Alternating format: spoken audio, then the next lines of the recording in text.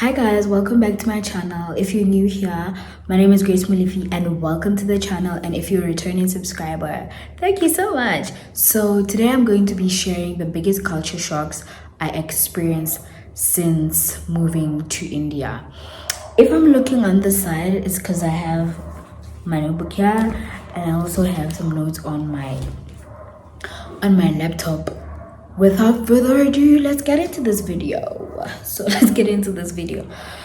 The first culture shock that I experienced was the language barrier.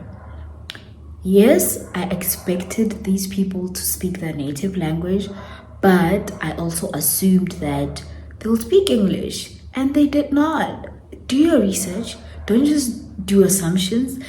These people speak English just for the benefit of having English as a skill set. It's not necessarily something that they feel obliged to listen to. So the language barrier is something that you're going to experience a lot unless you take the initiative to learn Hindi. I just know the basic dialect to get around the shops, the transportation, and so forth. But the language barrier is the first one. The second one is religion and how it influences their daily lives. Indians are such religious people, and you see it how it is infused into their daily lives. They will wear their marks proudly, their temple bracelets proudly, and you will even hear chants, spiritual or religious chants over loudspeakers. So I'd like to believe I live in a typical Indian neighborhood, and there's been new houses emerging on the block, and the housewarming of a typical Indian house, it's religious. It's not just, oh, we're gonna have brunch and all. No, it's religious loudspeakers of religious chants, religious songs, people praying, burning of candles, burning of incenses. They practice their religion rigorously, and it's something beautiful to see because it inspires you to also honor your religion. The third one is the economic and social diversity. Oh my gosh, this shook me to the core because of the proximity they are.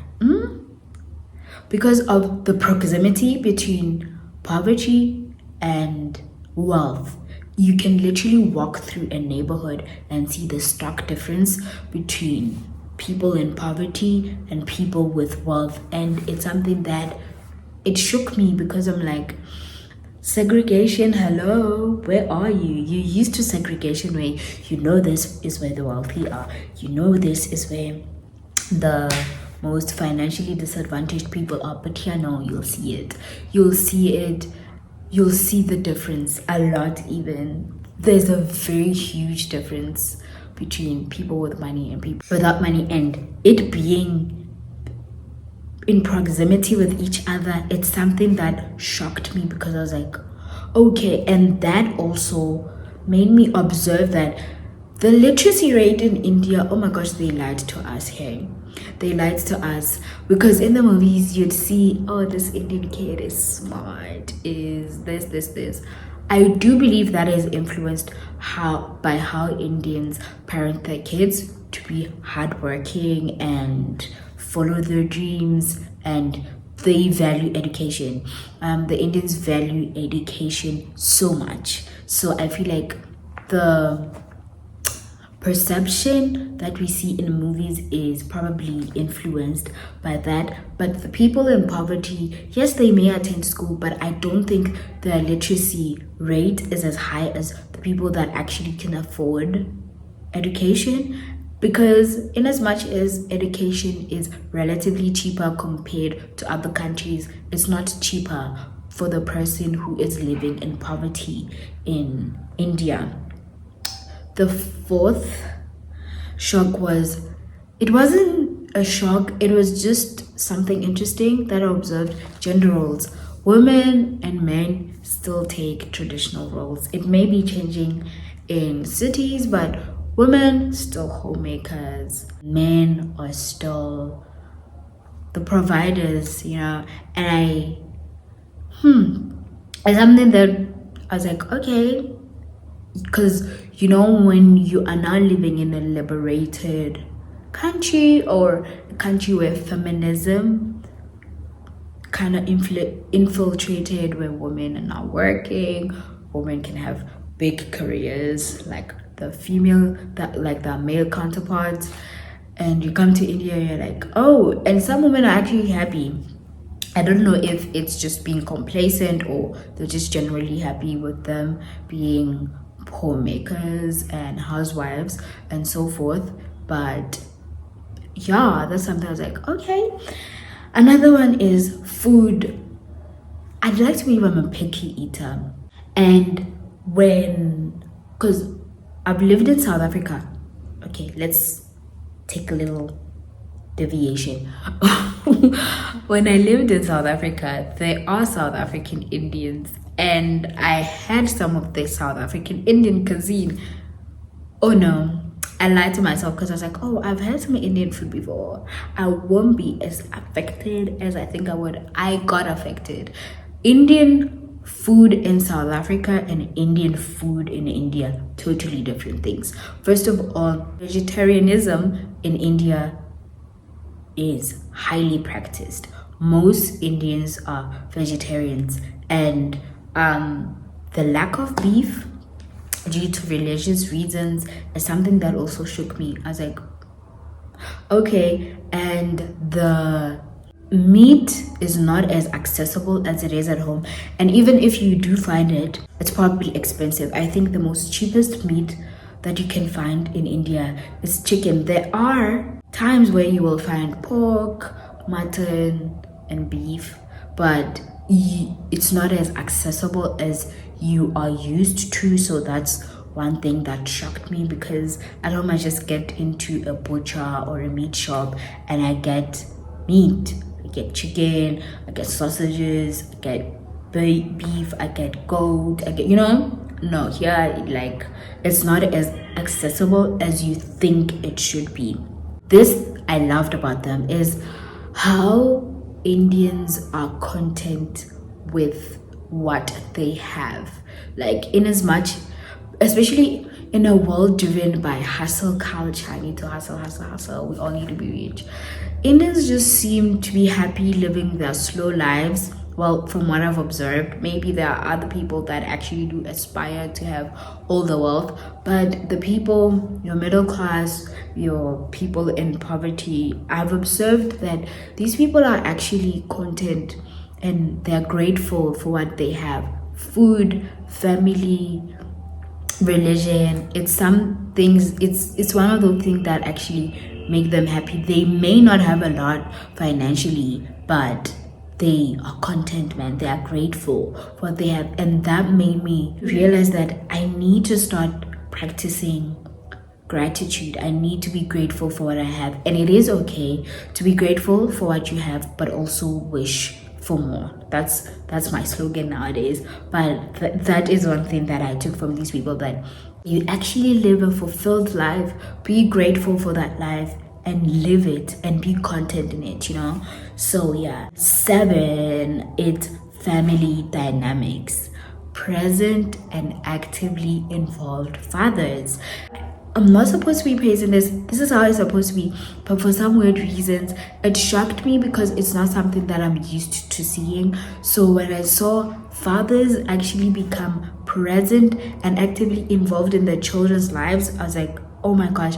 Because, for example, you'll be at a hospital and you just see an Indian dad there with the kid, petting them, calming them down, and the partner of the wife is literally just sitting next to them, and the father is actually the one doing everything that involves the kid. And I'm like, oh my gosh.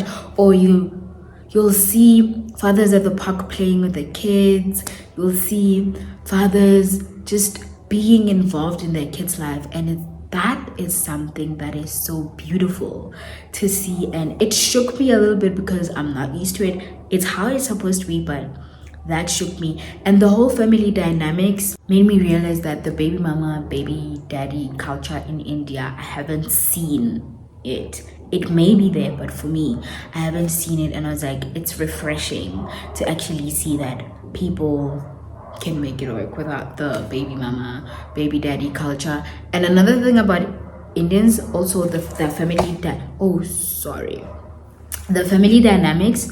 Extended families actually live together. You can live with your aunt, they're together and they have that sense of community and support and help. And I think that also plays in the whole role of the presence of fathers and kids just growing up around a tight-knit family, So yeah, another shock is large-scale festivals. Indians will go all out for their festivals. Music, food, clothes, makeup, preparation for those festivals. One of the big festivals is Diwali, Holi. They will prepare. During Diwali, you will see houses start to have lights, Oh my gosh, these people go all out. And it's beautiful to see. It's really, really, really beautiful to see that these people put so much effort and joy into their festivals. And it also reiterates back to the point that I said, that the religion, it's infused in their daily lives. So also these festivals are also backed by the religion, because I'd like to believe Diwali is the festival of lights, and it has a religion or a religious thing to it. So I loved that. During the Diwali, it's so beautiful, guys. Maybe it's because I get excited over the most small things, but during Diwali, it's beautiful to see those lights. And Holi, people will have the colors on, and it's beautiful to see, man. And then this one shook me. And I was like, it's spitting. It still catches me off guard till today. These people spit so much. There was a time where I was at the market. This man looked at me, put his hands like this, literally prepared to spit, and he made eye contact. And I was like, okay. I was like, oh, did that just happen? But yeah, the spitting, oh my gosh. And I also think they have this tobacco that they put in their mouths, and I also think that influences the spitting. But these people spit to the point where at metro stations or at places where you're not supposed to be spitting, the signs that no spitting, you'll have a fine. I don't know if I'll find a photo and I put it here. And I was like, you guys there is supposed to be a no spitting sign that's supposed to be put, because you guys spit a lot. I was like, okay, that shook me, and it still shocks me today. It still shocks me a lot. The last one is the street culture. Oh my gosh, I love the street culture. You will bargain at markets. It's an art, guys, and I love it. I feel like that's something I'm going to miss when I go back home, because at home you can't go into Mr. Price and be like, I need to bargain this, and it's a fixed price. But yeah, you can bargain. You can bargain at it's beautiful to see. Also, these people have markets for everything. They have markets for electronics, they have markets for furniture, they have markets for vegetables and fruits, they have markets for clothes, they have markets for utensils, they have markets for everything. And at home, it's shops, not markets. I think for me, it's shops for everything and not markets. And seeing that, it's something that was really refreshing. Also, when it comes to street culture, the street culture at night, you will go out at night and you have your food vendors at night, and people are just eating at night and are having the street foods. Yes, there are people that sell food in the afternoon, but I feel like at night there are certain areas where you'll see, oh my gosh, that place is where food vendors go and at night, and people just have their evening talks or evening whatever, and they go have Indian street food. That's something that was refreshing to actually see. So yeah, guys, those are some of the things that shocked me. If you are abroad or you're in India, what are some of the culture shocks that you experienced that I may have not said in this video, but you're like, oh my gosh, this shocked me? Please comment down in the comment section below. And if you love this video, please don't forget to like, comment, and subscribe. And see you guys in my next video. Bye. You know what my problem is? I don't know what to do with my hair.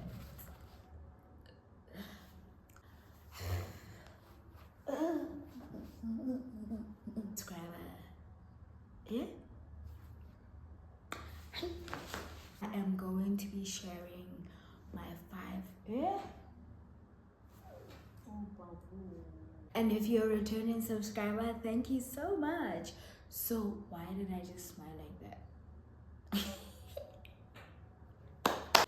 Oh, I'm gonna do thumbnail.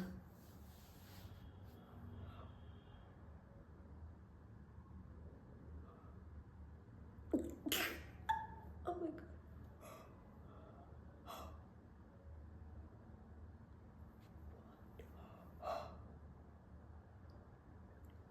god. I can't take myself serious.